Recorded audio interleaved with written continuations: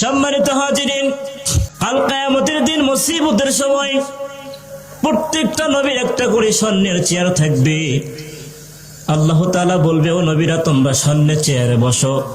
সমস্ত নবীগুলো স্বর্ণের চেয়ারে বসবে, কিন্তু আপনার নবী আমার নবী জনাবে মুহাম্মদ রাসূলুল্লাহ সাল্লাল্লাহু আলাইহি ওয়াসাল্লাম স্বর্ণের চেয়ারে বসবে না।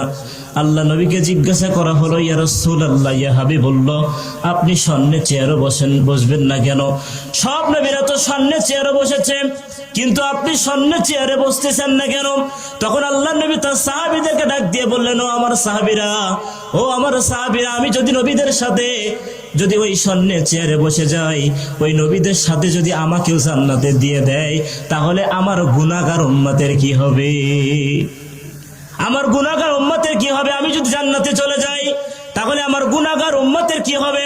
কাল কিয়ামতের দিন মুসিবতের সময় যেই নবী আপনাকে আমাকে ভুলে যাবেন না, সেই নবীর আদর্শ বাদ দিয়া, সেই নবীর নীতিমালা বাদ দিয়া আজকে মুসলমান আমরা সামান্য একটা চায়ের বিনিময়ে, সামান্য 500 টাকার বিনিময়ে, সামান্য একটা ভিজিএফ কার্ডের বিনিময়ে, সামান্য একটা বিধবা কার্ডের বিনিময়ে আজকে আমি ইমানটা বিক্রি করি। আজকে নেতাদের পিছনে আমরা ছুটি।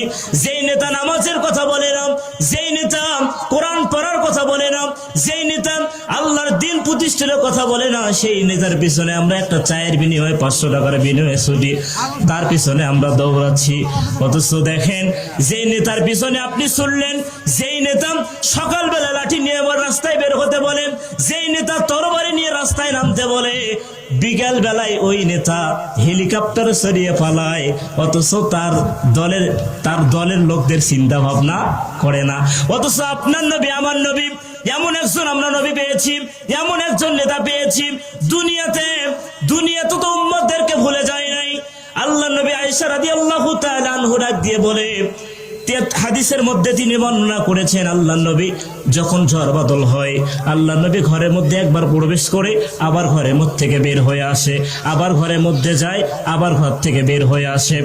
যখন আকাশের ঝড় বাদল শুরু হয়ে যায়, আল্লাহ নবীর মুখটা তখন মলিন হয়ে যায়। আবার ঘরের মধ্যে যখন চলে আসে, আল্লাহ নবী আবার ঘর থেকে বের হয়ে যায়।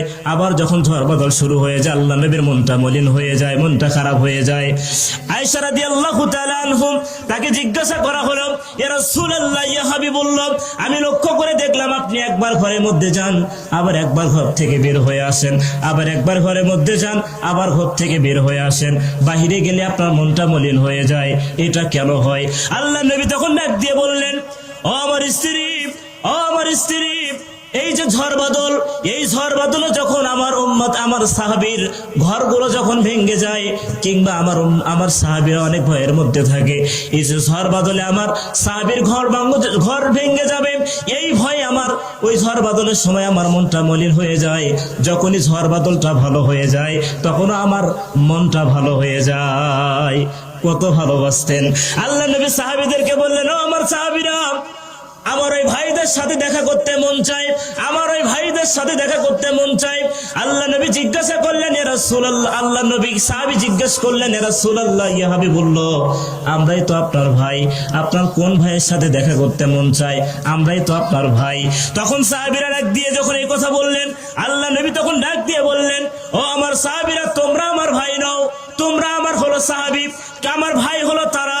আমি পৃথিবীর থেকে বিদায় নিয়ে চলে যাওয়ার পরে তারা আমাকে চর্ম চোখে দেখে নাই, কিন্তু আমাকে না দেখিয়ে আমার নীতিমালা, আদর্শমালা গুলো নিয়ে যারা জীবনযাপন করবে, যারা পথ চলবে, ওই ভাইদের সাথে আমার দেখা করতে মন চায়।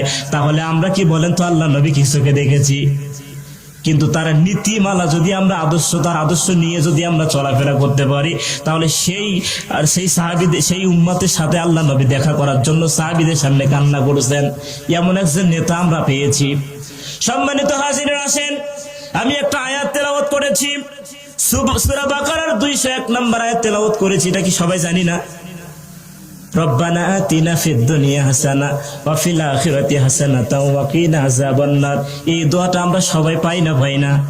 আমি যখন কোরআন শিক্ষা সোসাইটিতে কাজ করা শুরু করলাম, অনেক মুরব্বী বাবাজানকে আমি জিজ্ঞাসা করেছি, বাবাজান আপনি যে 5 ওয়াক্ত নামাজ পড়েন, 5 ওয়াক্ত নামাজের পরে যখন দুহাত তুলে মোনাজাত করেন, আপনি কোন মোনাজাতটা পান একটু বলেন তো দেখি। আমি অধিকাংশ মুরব্বী ইসলাম মুখ থেকে শুনেছি, তারা বলে রব্বানা আতিনা ফিদ দুনিয়া হাসানা ওয়া ফিল আখিরাতি হাসানাতা ওয়া কিনা আযাবান্নার। এই দোয়াটা সবাই, প্রায় মানুষই এই দোয়াটা পড়ে। কিন্তু আপনি দোয়াতে কি বলতেছেন এটা আমরা বুঝি না, দোয়ার মধ্যে কি আছে এটা আমরা বুঝি না। সম্মানিত হাজিরিন, একটুখানি দিলের কান্ডা দিয়ে শুনে যান। আমাদের দশা হলো মুয়াজ্জিন সাহেবের মতো। আপনি আল্লাহর কাছে দোয়া করতেছেন, রব্বানা আতিনা ফিদ দুনিয়া হাসানা, আল্লাহ আপনি আমাকে দুনিয়াতে হাসানা দেন, ওয়া ফিল আখিরাতি হাসানা, আল্লাহ আপনি আমাকে আখিরাতে হাসানা দেন, ওয়া কিনা আযাবান্নার, আল্লাহ আপনি আমাকে জাহান্নাম থেকে বাঁচান। এই যে আমরা আল্লাহর কাছে দুনিয়াতে হাসানা চাচ্ছি, কি চাচ্ছি? আপনি আল্লাহকে বলতেছেন রব্বানা আতিনা ফিদ দুনিয়া হাসানা, জি, আপনি আল্লাহকে বলতেছেন রব্বানা আতিনা ফিদ দুনিয়া হাসানা, আল্লাহ আপনি আমাকে দুনিয়াতে হাসানা দেন। এখন যদি আমি আপনাদেরকে বলি, বলেন তো দেখি হাসানাটা কি? আমরা কি হাসানা বুঝি? আমরা কি হাসানা বুঝি? আমরা হাসানা বুঝি না। হাসানা শব্দের অর্থ হলো কল্যাণ। যেরকম তো কি কল্যাণ। বলেন তো দেখি, কর্ম যদি না করি তাহলে কি বলেন ফল পাবো? আমি যদি জমিতে কাজ না করি, মালিক কি আমাকে টাকা দিবে? মালিক আমাকে টাকা দিবে না। ঠিক তদ্রুপ এরকম আল্লাহ তাআলা বললেন রব্বানা আতিনা ফিদ দুনিয়া হাসানা, আল্লাহ তুমি আমাকে দুনিয়াতে হাসানা দাও, ওয়া ফিল আখিরাতি হাসানা, আল্লাহ আপনি আমাকে আখিরাতে হাসানা দেন, ওয়া কিনা আযাবান্নার, আল্লাহ আপনি আমাকে জাহান্নাম থেকে বাঁচান। কেউ যদি দুনিয়ার হাসানা পেতে চায় তাহলে তাকে 10টা আমল করা লাগবে। কয়টা আমল?